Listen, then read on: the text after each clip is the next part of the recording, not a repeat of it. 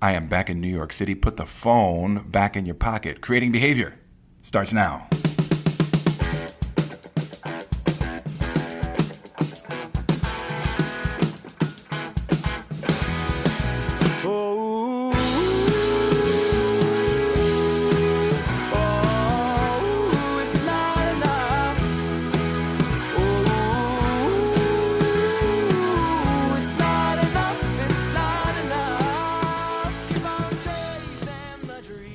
And hello, my fellow daydreamers from New York fucking City. It is my first episode of Creating Behavior since we have been back in New York, and it feels good. We got back in the beginning part of June. We actually got back the first night of the curfew when a lot of the violent protesting and the looting was going on, and the city was pretty locked down. We had to show our driver's license and passports to get into the Lincoln Tunnel. So it was a shock to the system. We certainly were in a bubble for 3 months living down in Guatemala with Trisha's parents. But it's good to be back. It's good to be back in the city that I love, even though it is not the city that I left on March 11th. The city's decimated. The shops are boarded up. The restaurants are boarded up. It's devastating. And I think it's going to take a number of years before we get back to the city that we've known. I was up early this morning, and I have been working through Layla Saad's book, Me and White Supremacy. And it's made me deeply reflective and upset. And I'm going to talk about it in a couple of episodes. But let me just say that if you are white and you actually want to become disruptive when it comes to your white supremacy, your racism, your complacency, your white silence, which I am certainly complicit in, you need to read her book, and you need to do the writing prompts that are an integral part of reading her incredible and insightful book on white privilege and white supremacy. And as an actor, as an artist, you owe it to yourself. You owe it to the people in your life that you collaborate with, that you work with. People of color, indigenous, black, and your white colleagues, to begin to start to educate yourself so that you can be disruptive. And it's important. We have a voice. We are artists, we are actors, and our job is to illuminate the human condition, to stand up and testify and bear witness. And you can't do that if you do not have the courage to intervene and to examine who you are and how you operate in the world. It is important as an artist to do that. And it brings me now to what I'm just really honored and privileged to do, and that is to have a conversation with one of my best friends, Erin Cherry, Emmy award-winning actress Erin Cherry. I just can't believe that I get to say that. Cherry won an Emmy for her Amazon show, After Forever, which you can stream on Amazon.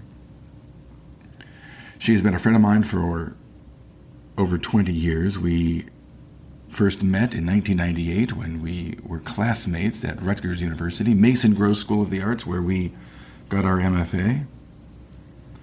And she has been like a sister to me, and I'm just honored to have her. So let's just get right to our conversation. Here's Erin Cherry. I'm really excited about us connecting in a different way than we have in the past. You know, this is, I think, the first time really for us to dive into conversations that we haven't had. We touched upon, but to get really deep into them, I'm really looking forward to that. That's why I wanted you on, because you are like family to me. You know, we were in grad school together. We were classmates. We've known each Mhm. other for 20 years. Yes. You were one of the few Americans to brave a trip to Guatemala for our failed wedding. Oh, I still don't think it didn't fail in my eyes because the love and the ceremony happened. You guys had the ceremony. I wish it went a different way. Of course. But I just feel like COVID can't stop love. That's the lesson. That's true. But you made the trip and you put yourself at risk. And, you know, this was mid-March and it meant a lot to me, I have to tell you. Oh, wow, it meant a lot for me to be invited. So thank you. I don't get invited to a lot of weddings, and so when you invited me to yours, I was like, oh yeah, this is definitely a sign of love because to witness somebody falling in love and getting married to the love of their life, and you're invited to see that, that says a lot without having to say. Oh, that's sweet. Um, well, you know, I wanted you on because there's just so much to talk about. You know, the world's in turmoil Hmm. artistically and socially, and you have a lot to say. You not only an artist and an actor, a really good one, but you know, you use your voice to fight for things that you believe in. And you know, I mean, you've wanted to act since you were a kid. Yes.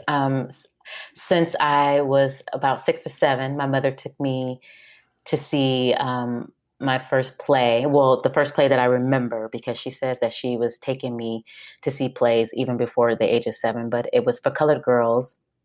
And I just remember the colors, these black women, beautiful black women on stage with different colors on. That's all I can remember. And then there was this moment that happened in the play where one of the characters talks about her partner killing her children. And she let out this curdling scream. And I just remember sitting up in my chair, my eyes big as saucers, and just looking at my mother and rocking in my chair and saying, "This is what I want to do. This is what I want to do."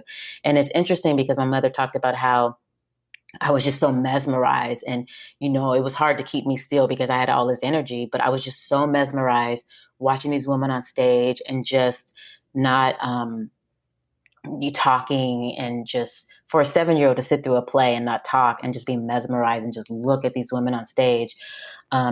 I knew that's what I wanted to do. And so for my mother to bring me to a play where I can see myself reflected, that was just so important to me. I look back and I was like, wow, I wonder who I would be if I didn't see these black women on stage, if I didn't see this play. And so it was very important for my mother to make sure that I saw myself in a lot of ways. Yeah, I would think most, you know, people of color, it's a long time before they see themselves reflected either on stage or on screen or on Hmm. TV. Yeah, and it was very important for my mother to do that because my mother, born and raised in New Orleans, went to HBCU, all black college, very much into black love, love of self, the voices of black women. She was always that way even before I was born, and so she just instilled that in me, and that's why she told me that as an infant she would take me to see plays and art shows and dance classes because for her at the time arts was a way out for me to be able to express myself in a world that doesn't allow me to have expression. Yeah. And so then, you know, you end up going to UNLV for your undergrad. And Yeah. I mean, so what I was that like to be, you know, in a predominantly white program with white plays uh, and white actors? And, you know, what was that experience like? And I'm sure it's like this pretty much in every theater department in the country, right? Predominantly white yeah, and PWIs is what we call them, PWIs. okay, predominantly white. Institutions. Oh, see, I'm learning so much. I did never heard that before. Yeah, so when you hear black people say PWI, that's what it means. Yeah, so UNLV is a regret. I don't have that many regrets, but I do regret it. At the time, I was really young, 17, 18, wanting to stay close to my mother at the time. for a number of reasons. But it's a regret that I have that I look back and I was like, man, if there was one thing I should have done, I should have gone to an HBCU for undergrad, right? Because my parents went to HBCU, right? It's big in my family, HBCUs. And at UNLV, I was the only Black woman in my class. It was a very hard time, and and trying to speak up and say, "Hey, I want to act. I want to do these. I want to do what my classmates are doing." It was very hard, and it's one of the reasons why I knew I had to go to grad school because I didn't get the training that I deserved in undergrad. And if I wanted to go to LA or go to New York and figure out a life in the arts in whatever way that was going to be at the time, I knew that I wouldn't be able to compete. So I talked to one of my professors who I was very close to, and I said, I really think I need to go to grad school so I can get the training to be on stage, so I can get more in-depth training with my craft because I didn't get a lot of attention in undergrad, and also too I didn't get a lot of stage time, maybe one or two plays. The classic Raisin in the Sun, I did Beneatha, and which was a great experience, but it's like there's other things than Raisin in the Sun, right? Even at that time, like now there's so much more, but even at that time there was other plays than just a Raisin in the Sun. I'm it put me on the path to make sure that I go to grad school, hence put me on the path to be where I'm at today, hence all the way to the Emmy, right? Because I feel like if I would have gone to just LA or New York, I don't know where my career would be without the training. So Yeah. So, I mean, that's what spurred you to go to grad school. Yeah, because of the fact that I was overlooked and I didn't get enough of attention as far as training in class or on stage. And then I knew I needed more training if I wanted to have the career that I wanted to have. Can you just talk to me what you mean about being overlooked? Because I hear that and I know that that means something. Yes. Overlooked meaning that you don't get, even if you're the best actress for the job, you're not going to get cast. You see some of your classmates who are not as great, or they're mediocre, or they're not even putting in the work the way that I feel at the time they should, and they still get a lot of time on stage. We have we had a playwriting program and a musical theater program, and it was like the playwrights at the time had their favorite actors. They would write what they knew. They would write, especially there were more white men playwrights too, and they would just write what they knew, and they would cast the white actors. And I wasn't in the popular club, and it's interesting because the popular white men and white women of my undergrad, a lot of them aren't working, or a lot of them are still in Vegas and they're doing their theater, but they have all tried to reach out to me and say, "Oh my gosh, your career! I love what you're doing. I can't believe it." Because I didn't give up, and also too, I knew things weren't going to be handed to me. So even though I was overlooked, even though I walked into an audition and I would be prepared and be the right person for the role, it just caused me to go more into my work, more into myself, and to say, okay, you know what, not here. It's going to happen somewhere else, but I'm not going to stop training because I have to be twice as good. And that's just something that in the Black community, you're told since you're a kid, my mother and my father, you have to be twice as good because in order to break the glass ceiling and show up and be excellent in Black excellence, you have to have what we talk about, this, Charlie, about the virtuosity has to be seen because it has to be undeniable. Like you look at Savion Glover and it's like, okay, how can he deserves to be where he's at because no one can match that, but he has to be twice as good or triple time as good in order to get there, So that's how I look at it. So, I mean, we have the shared experience of spending 3 years at Rutgers. Yes. Spending time with Maggie Flanagan and Bill Esper. Yeah. And so looking back now, I mean, almost 2 decades, how do you look back at those 3 years and what it did for you?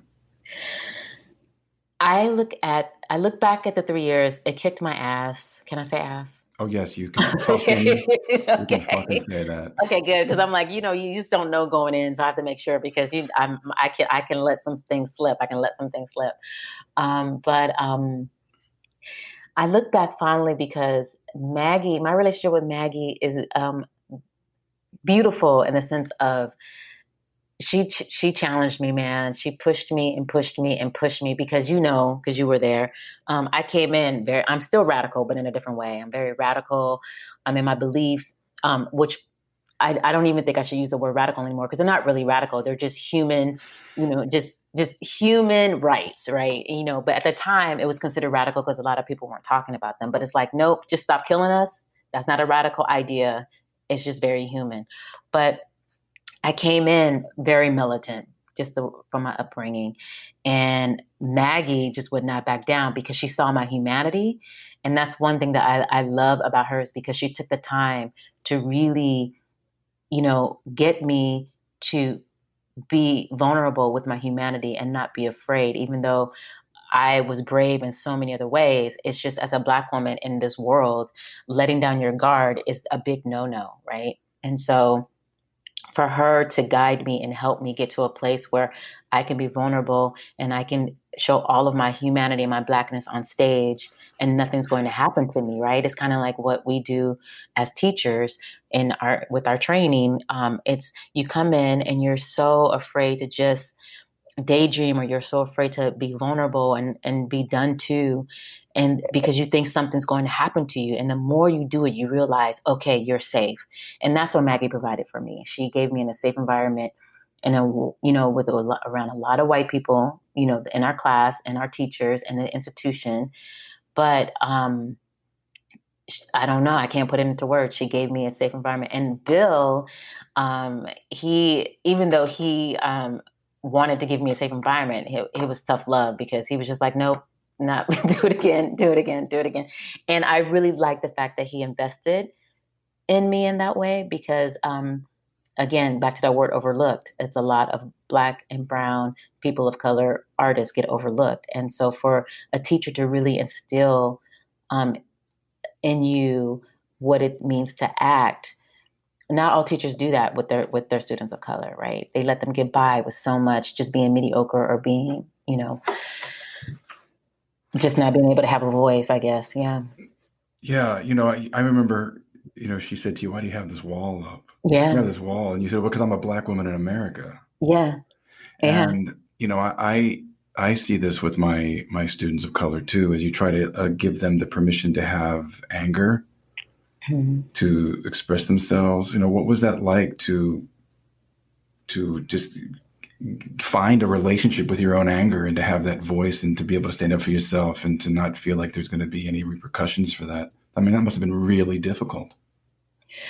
Yeah, it was really difficult. It was very scary, but the fear of my anger was how I have the saying of like I'm saving myself from you, right? Mm. Because especially as I get older now, I just a lot of things don't get me angry anymore. I use my anger in a different way, and if I really need to utilize my anger, then people will know, right? Because I don't want to walk around and just have this anger and everything is a fight and everything is a battle. Because when I really need to speak, oh sorry, because when I really need to speak, I want to be heard, and if I'm continually misdirecting my anger in ways, then it's going to shut people out. So you have to learn to be strategic with your anger in a lot of ways in that way.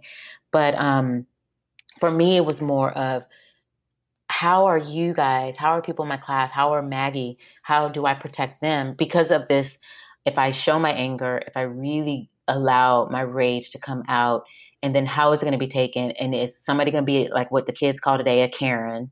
Or somebody going to be what the kids call today a Ken, and just not see my anger as part of the humanity spectrum on this planet and even in the classroom of being an artist, just allowing my anger to show, and then having people afraid of that, and then seeing me in a different way, and also not wanting to work with me or not wanting to be on stage with me or not trusting me.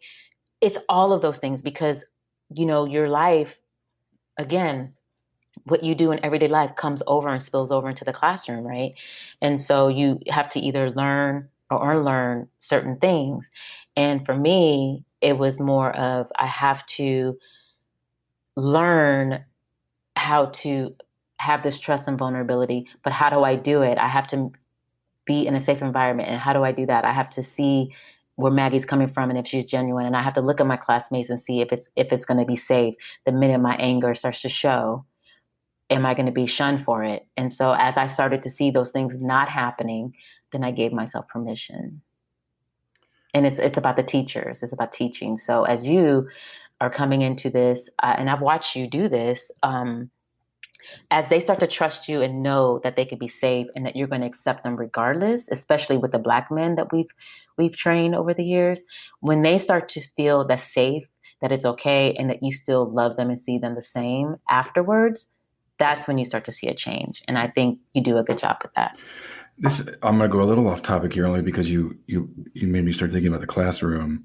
Mm-hmm. I had a student of color who emailed me and just a week or so ago, talking about how they haven't really felt safe, and in my class. And she brought up a particular moment where in the exercise, right, in Meisner's exercise, where, you're being told to express yourself and say what you want without repercussions, right? She was called a spick in the exercise. Right. They both got really enraged, and her white partner threw that epithet at her. And her point to me was that you didn't say that was wrong. You didn't address it. And you just told me that it was part of the work. And so it made me think about, like, how do you allow people to be able to fully and freely express themselves without repercussions, and then talk and deal about things that might come up like that, where someone might express some sort of deeper underlying racial animosity in the exercise, and then make them feel safe, and then make the person that came to felt safe. And so, like, I've had to, like, completely try to reimagine, like, what teaching this work is like. Yes. As this is why we need more Black teachers, or Black women teachers, or Black teachers of color. Absolutely. Across the board, because of situations like this, because it's a question of, we have to talk to the student that said the word spick, right? And figure out where that's coming from. And also it depends on where we are in the exercises that we teach. It's about, is it a point of view exercise, shared circumstance, sorry. And is it a certain point of view, or is it certain, as we start to add characteristics on, is it coming from that? That's a different situation, right? Because you'll see that in a play, you'll see that on TV, you'll see that in the movies. But when we're in the beginning and the students are starting to access their humanity, then we need to sit down and talk to that student and say, where did that come from? How do you know about that word? And really get into a psychological conversation. And maybe that's where we have to, the way the conversations are happening with defund the police and get more healthcare workers and get more therapists out in the world. We might need, especially us teachers who specifically teach the Meisner, and situations like this come up because so much humanity is being expressed in the classroom. We might have to have a person that we call and say, this is what happened in the classroom. I want to evaluate the student because I really believe the student's work is great, but we need to know where this underlying comes from, because it could be something subconscious. It could be from the parents. It could be upbringing. And how do we get this student to say, this is not okay. I understand where you're coming from, but out of everything that you have to say, you could say something else. And then, so that's where I would say that we would, as teachers, would have to have a conversation about who else can we have on staff, or who else can we have readily available when situations like that happen, because we do need to make sure that everybody feels safe, especially Black women and women of color. And if they have white male or female counterparts, because you see it in the world, like, the Karens, the Kens, like the kids say. And I'm not saying that the student was coming from that place, but the student needs to have his blind spots pointed out. And that's just a blind spot that needs to be a conversation. It's a whole nother level of teaching and just an understanding about that kind of dynamic that I know you and I mean, Mm-hmm. We never really, I should say myself as a white Mm-hmm. writer, I've never really had to consider. I just chalk it up to, well, that's the work. And, Yeah. you can take it personally, stand up for yourself, express yourself, and then I leave it at that. Yeah. There's no follow up Yeah. care. Yeah, we have to do more follow-up care when situations like that happen because um if that person really feels that way, then we need to explore that because that is not coming from a character that was written on paper by a playwright to make a point. Right. Right. Yeah. Okay. So you get out of grad school. You were a reader out of grad school. You Yes. were a reader for some auditions. Like Yes. I tell all my students, they should do that to see Me what it's too. like. Yes. So what did you learn from being on the other side of the table, getting out of school and watching actors audition and meeting casting directors? Um, I learned that we take it too seriously in the sense of that we walk in and we worry about what the casting director or the producers, whoever's in the room, what they think. And it's like they just want you to be ready. They want you to come in with your own unique ideas, your point of view, who you are, your humanity, your choices, your behavior. That's all they want to see. And you come in and you develop a relationship with them. They'll talk to you, and they're like everyday people. In between the actors coming in and out, they're talking about their kids, or talking about their dog, or talking about what they're going to have for lunch, or just these things. And we place them in such high regard. We put them on pedestals, and then we don't realize that they just want to cast the part. And so you also learn what to do, what not to do. You learn how to do a good audition. When they leave and you see the reaction, they're like, oh my gosh, that was great. Did you see them? They were prepared. And there's some actors who come in, they're not completely off book, but they kill it with, they have their associations, they have their actions, they have their behavior. You can tell they've broken down the script. They just come in and they're ready, even if they've received the script the night before. And I learned not to be so hard on myself. And I also learned that we get way too nervous, we get way too scared. And it's not, that's why I want all of us out there, the artists out there who have not been a reader, I want you to experience it because it'll change your life and it will take off so much anxiety because it could be anything. Like you can come in, nail a script, and the producer's like, you know what? He's too tall for the leading lady, but I loved everything he did. It's just little things like that you go, oh, wow. It has nothing to do with me most of the time. And that's what you'll learn as a reader. But if you see it firsthand, it takes the pressure off of you. Well, you probably also see a lot of bad acting. I mean, Oh, you do. Yeah. what would you say are like some of your top, like, just don't ever do this? Don't ever put the paper down when you think you're off book. Because some actors come in and they're arrogant. They feel, I'm assuming they're arrogant, but it is an arrogant gesture to come in and you're off book. And even, I've seen this because I've been a reader for theater and on camera. And I've seen actors come in and put the paper down, especially on camera, reading with the reader. And then they get so nervous or something happens and they're fumbling for the paper. It's like, just keep the paper in your hand, because even if you're off book, so your nerves come in, or even if you think you're not nervous, you never know what's going to happen in the room. You don't know the energy of the room. You come in, you're having a good day. You're like walking to the audition, on the train to the audition, and you're like, yeah, this is great. And you walk in and the casting director's having a bad day, or the person in the office is not talking to you, and it changes your energy. And then now you have to figure out how to keep what you had when you studied. And then you walk in the room and you're like, oh yeah, I'm good.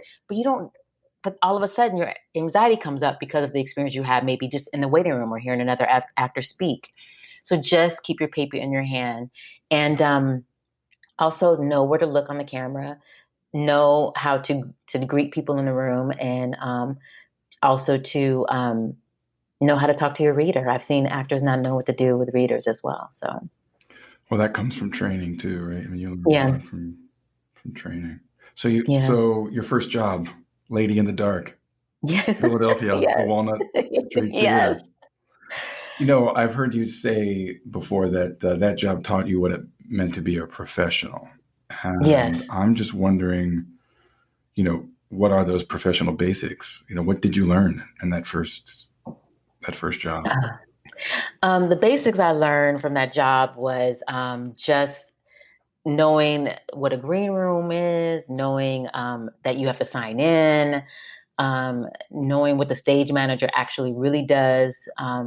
Because in training and grad school, we're just focused so much on the artistic stuff, but behind the scenes, right, and the costume fittings and how what goes on that puts the show together, um, and watching these professional actors who've been doing it so much longer than I have, how they speak to the director, how it was very important to watch Andrea Marcovici, who was the lead in that show, carry a play. And not that she's not carrying just her part, she's carrying the whole show, and learning how to talk to other actors and being nice to other actors and dealing with other actors and not being a diva in a lot of those ways, because she wasn't in that way. And but just basic stuff, it's interesting how I would come to the show rehearsal out of school. This is a show that gave me my equity card, right? They hired me and they were like, we're going to give you your equity card because we really want you in the show. But just showing up 5 minutes late, how that's like a no-no. I mean, just showing up 5 minutes late. And coming in late, or just coming in out and just start talking to your castmates, and you're sitting down waiting for rehearsal and you didn't sign in, and the stage manager's looking for you, freaking out because they think you're not at rehearsal because you didn't sign in. Those things will change your life. It gives you a sense of professionalism that you may not think it's important, but it's very important, because one thing I've learned also too is that people talk. Yes, they do. They'll talk. They'll say, "So what's Cherry like in a room?" Or "How was Cherry?" And so I don't want them going, "Well, she was 5 minutes late all the time. She doesn't know how to sign in." It's just like, and also learning things about a deputy and how you pick a deputy and what the deputy does, and how equity is there for you. Because, I was just becoming union. And so learning about what the deputy does, how I have rights, how do I get protected? What do I go to the deputy for? A dance captain, what does a dance captain do? And it was just eye opening, because it's not what you learn in school. You train, yes, you train how to be a great artist in the best way you know how, but the business side of it, that's why it's called show business. But the business side of it was very eye opening for me. Yeah, I mean, you just never want to be the problem. Yes, never, never. Right. No, And all no. right, so you were also lucky enough to work with Andre de Shields. Yes, I call Amazing. him Papa. Of course. Well, he played your pop, didn't he? You did Yeah, Knock yeah. Me a Kiss.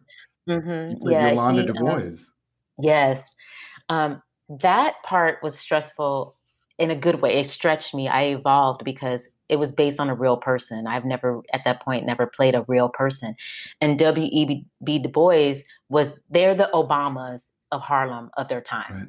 Right. So when people don't really know who he is, as far as, when there are people who are listening to this podcast, if you don't know who he is, research him. But as you research him, you will see that they were the Obamas of the time. So in Harlem, the Talented Tenth, just all of the things that he wanted to do to advance the color, of Black people, right? NAACP, things like that, Double consciousness. and double consciousness. And so, I learned a lot from Andre in that way of crafting a part around a real person, really, watching him research, really see him with W.E. Du Bois books, papers in his hand, and me going, "Oh, let me get my book. I need to make sure that I study and research her." And also, it's a period piece, so learning about the times, the Harlem Renaissance, how their dialect was, and watching them, and just learning about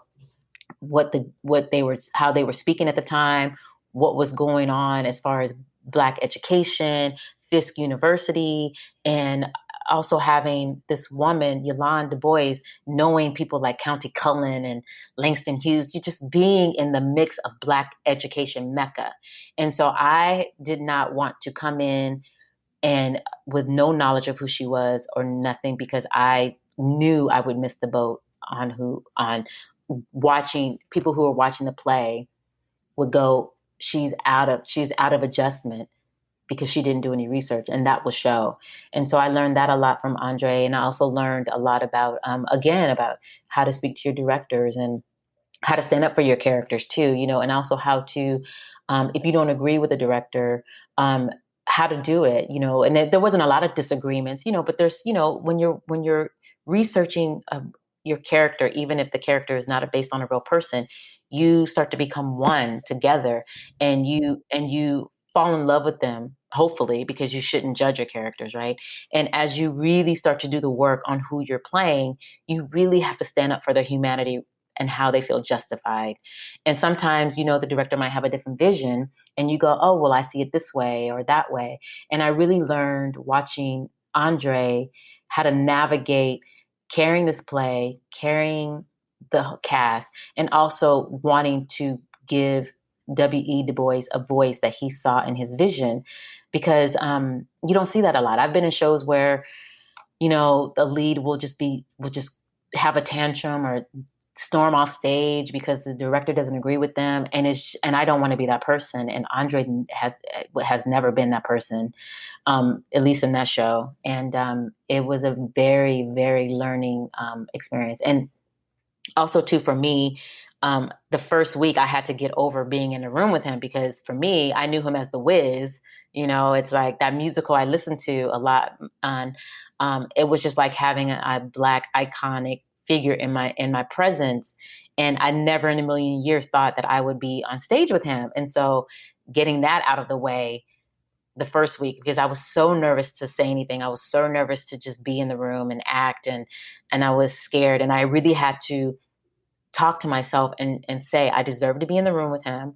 I deserve to be on stage with him. He is now my peer. I can't place him I can't place him up here on this pedestal, because it's about the work. And if I place him on a pedestal, my character will not be fully developed. That takes a lot of guts, though. It was scary. It was very scary. Well, you also can fall back on your technique and your training, and like you had that too. Mm-hmm. Yeah. I feel like that saved me a lot too, because it's like, okay, Cherry, just really go back to listening, go back to responding. It's not Andre talking to you. It's your father, who's W.E.B. Du Bois. You guys are the first family of Harlem, and you are standing up for yourself as a Black woman during the Harlem Renaissance. That was very rare. And Yolanda stood up to her father, who's W.E.B. Du Bois. There were people walking around in the world and in Harlem afraid of him, not his daughter. And so I had to really find that strength in me to be able to go, okay, it's not Cherry standing up to Andre DeShields, which makes you nervous. It's Yolanda Du Bois standing up to her father, W.E.B. Du Bois, and you have to look at that and do the behavior of that and put the other stuff away. So yeah, the training helped a lot. Well, it takes me to the Emmy and your show, After Forever, yes. on Amazon. Yes, season 2 out now. Got a great cast, Kevin Spiritus and Katie Huffman, Mitchell Anderson. Yeah. For those who don't know, Mitchell Anderson, Doogie Howser's father. Right. So you won a Daytime Emmy for Outstanding Supporting Actress in a Digital Daytime Drama Series. Yes. Can you just tell me what it was like to hear your name called? Gosh, everything went blank. I understand now why people say write something down, because I didn't write anything down, because I didn't think I was going to win. I was like, I'm a newcomer. I'm considered the underdog. I don't think the people in the Emmy Academy are going to vote for me. They don't know who I am, and I didn't think about my work just as its own merit. People seeing my work and just voting on that. It's, because there's a lot of networking things that go on behind, and red carpet stuff. And so I'm just like, these people don't know me. Why would they vote for me? And so when they called my name, I was so much in shock, to the point where I couldn't move. And my castmates had to push me into the aisle and go to the stage. I just was frozen. And so then I get to the stage. I'm a hot mess. I sound a hot mess. I couldn't remember anything that I said in the speech. And that's why I wish I wrote something down. And I remember going backstage and asking myself, oh my gosh, did I thank my mother? Because I was like, if I didn't thank her, I was gonna hear it, because she, since I was 7, has been a stage mom. She has nurtured my career. And if it wasn't for her, I would not be up here accepting this damn Emmy. And so you go backstage, there's all these cameras and lights in your face. There's a person carrying you around, walking you around saying, okay, Miss Cherry, do you need any water? I'm like, yes, I need some water because I can't. Do you need a chair? Yes, I need a chair because I can't stand. So they bring me a chair. I have to sit down because I can't breathe, right? Sorry, right now Yes. saying that sounds so weird because it's going just, because with George Floyd and all that, but that's another conversation. Yes. But I literally was in a place where I couldn't breathe. Like I just couldn't catch my breath because I was so overwhelmed. And there's this table. You go to a table. There's these Emmys. There's a laptop there. They give you you sign, and then they hand you, because the Emmy that you have on the stage is not your Emmy, right? You just hold that Emmy. It's blank. There's nothing on it. And then I walk back, and then they hand me my Emmy with my name on it, and I just start bawling. I just start crying. And so while I'm crying, there's a person handing me water. There's a person walking me around there's this room where you have to take these pictures. There's a table of like 15 to 20 people on laptops. And so you have all these cameramen in your face, and then they send the picture to the people on the laptop, and then they're doing just in the moment wins, right? This is like the live stream of it. And so by the time I got back to my seat, it was already out that I had won. So it was just I had my interview with Entertainment Tonight, and it was just all a whirlwind, And I hope to do it again with the Of Oscars, with course. a primetime Emmy and a Grammy. I'll get the EGOT. Just give me the EGOT. What a story. And how you got the part, I just find so incredible. You were actually recommended by a friend to the Yes, my friend writer, Melissa. Yeah. Michael Slade. Yes. And you read the script and you didn't like the character. And you told him that you had problems with the character. He agreed to Yes. meet you, to talk with you. Now, most actors would have just said, yes, thank you. Oh my God, I don't care what it is. This is an opportunity. But you actually said, listen, I've got problems with this, which Yes. was incredibly courageous and an artistic thing to do. Can you just talk to me like, A, why you didn't like the character at first, and how you felt like you were able to even have that kind of a conversation with him?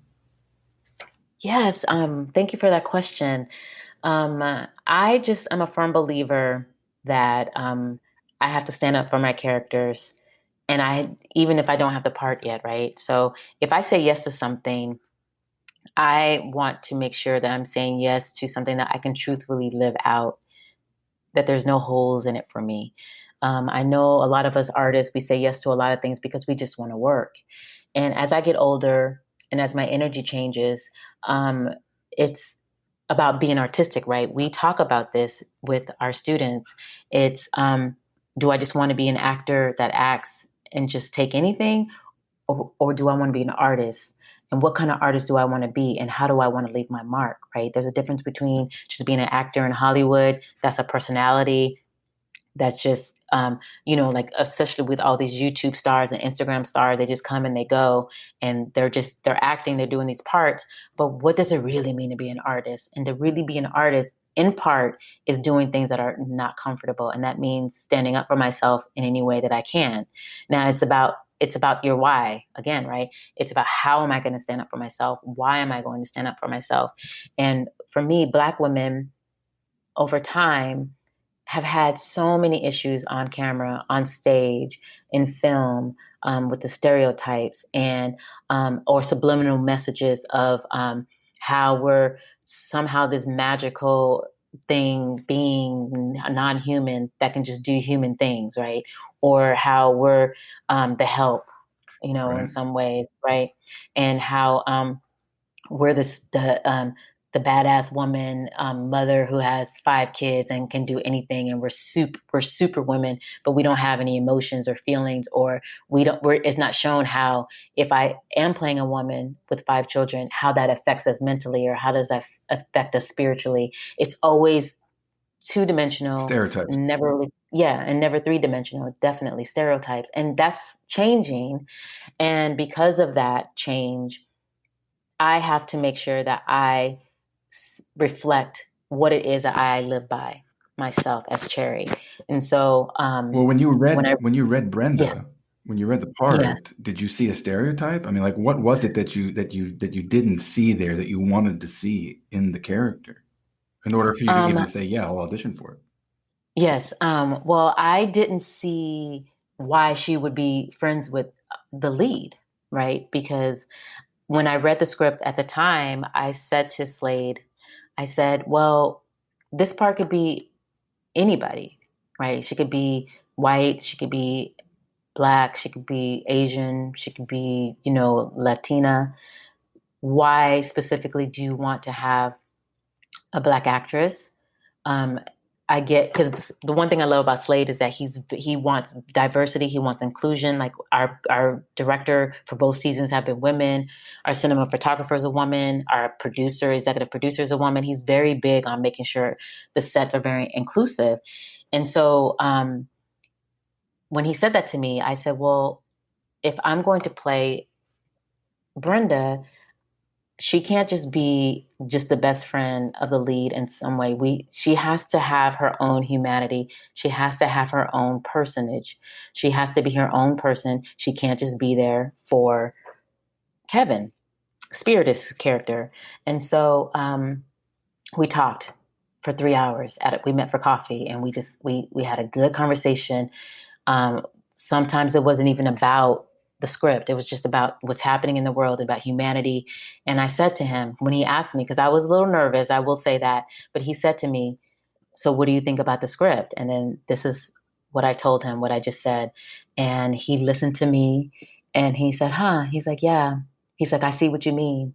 He's like, and that's very important that she's reflected in a way that Black women who watch the show can recognize themselves. Because what I don't want to happen is for Black women to watch my character as she evolves over the seasons and they don't see themselves. That's going to be an issue. If I'm walking down the street and a Black woman's like, Cherry, why the hell you playing that part? You know better. I failed, That's heavy. you know, because my people will call you out. They'll cancel culture. Please, we've been doing that before social media. But I don't. I want a Black woman to say, "Thank you so much, Cherry. I see so much of myself in your character." And as she evolves over the seasons, and that's what I told him. And then he went back, rewrote, came back, and I said yes. I'll tell you, our friend Mike Coulter, our fellow Hmm. classmate, who's Yes. having a really great career, Yes. he's said often about the type of work that he won't do and will do, and something that maybe reflects poorly Hmm. on him as a black man. And I just tell you, I have never, ever, ever had to think about that at all. I know. I And know. that is it's a burden and a responsibility that my white privilege never had to even consider. Yeah, and this is why it's important when um, you start to see stories about Black artists wanting other Black artists to write our own stories because of the fact that when white men or white women start to write our stories or have been, they've gotten it wrong most of the time. And so this new surge of Black artists coming through and the strong Black lead that Netflix is doing and all these TV shows and these movies that are coming out, the writer's room has to reflect the humanity of the characters that are being written. And that's why the shows that we're watching, like Insecure, right, and Atlanta, are so good because we are writing for ourselves. And if and when I'm in another situation where I do have to walk into a room and the writer is a white man or a white woman, again, I will have to, if I have to say something, I will, because of the fact that you cannot write for me if you have not lived in my shoes, right? And even though we say put yourself in another person's shoes and reflect the humanity, it's like, but if I'm going into this Black woman and I'm trying to put myself into her shoes, but then the shoe doesn't fit, I need to be listened to because I know firsthand what it's like to be a Black woman in America. And that sometimes you don't get heard. And again, back to that word overlooked, because sometimes they will say that they know better. And I'm like, no, you don't. You're a white man. Yeah, yeah. So Slade, he leaves the meeting, and you think, what? Mhm. I blew this. He's going to think I'm difficult. Yeah, it was one of those things because he did say at the end of the meeting, he was like, you know, like I said earlier, I want to go back and look at the script and make some changes. And then I'm thinking, okay, I'm never going to hear from him again because even though it was over coffee, even though it's in a room where a lot of people were in the room and we were having a very intimate conversation, conversational reality, right? We're just having a nice conversation about what's going on in my mind. Um, I'm thinking, okay, yeah, this it's not going to happen because I'm not used to being heard in that way, in that depth. I'm not used to it, and so it was a new experience for me to really have somebody even sit down for 3 hours and to say, "Hey, I really want to hear what you have to say." That's very rare when it comes to a white man and a black woman in the arts. Um, so I leave. I don't hear back for a while, and I'm like, okay, I'll let it go. And then when I let it go, he calls me and says, "We really want you to come play Brenda." But I will say And he this. made adjustments. He made He adjustments made to the adjustments. character. That's what I was just about to say. Yes. Yeah. I was just about to say, yeah, he made adjustments and I've teased him. I was like, shouldn't I get an Emmy for writing? I mean, I don't know. I mean, a consultant or something. Shouldn't I have Well, two what did he Emmys? change? Like, what did he add that made you say, you know what? All right, I'm going to do this. I've been heard. Well, just there's a really nice scene in season one where our characters, Brenda and Brian, are walking down the street, and It's a great scene. Is this after he's had his heart broken? yes, yes, and it's one of my favorite scenes because Brenda says out loud why they're friends, right? And it's on a human level. It's not just because I don't want Brenda just to be the person that's in the office Right. because The because token black character. yes, yes. And the thing is, like, also too, it's like I if that's the case, I'm not going to develop over the years. If we were to, at the time it's just one season, but we're going to do a third season, hopefully 2021. But if I was just a token black woman, I wouldn't have a storyline. And if I'm going to be in the show, you need to give me a storyline and, and why I'm here and what's going on. Because why would my character want to be friends with Kevin's character? Because that's part of the homework. You ask yourself, why do I do what I do? And so, I asked myself, why do I do what I do? Why am I coming to work every day? Why am I showing up? Why am I here for this man? Is just going back to a stereotype of white people are used to seeing black images always helping the white people, and that can't be the case. And so he changed it for me in that way. That's, I mean, unbelievable. That's just good for you. And I mean, hope that everybody that's listening to this takes some inspiration from your courage and your backbone. Thank you. I mean, it's not easy and It's it's not. scary, but you have to stick to your convictions. Yeah. And so, this, what I also find interesting is, your early career, a lot of theater. And then here you are, you're Mhm. thrown on a set and it's a big part. What have you learned? I know you've talked about learning to be still in between takes, which I think is an interesting Yeah. a piece of information to pass on. But like, can you talk about that and what other things you've learned about that medium?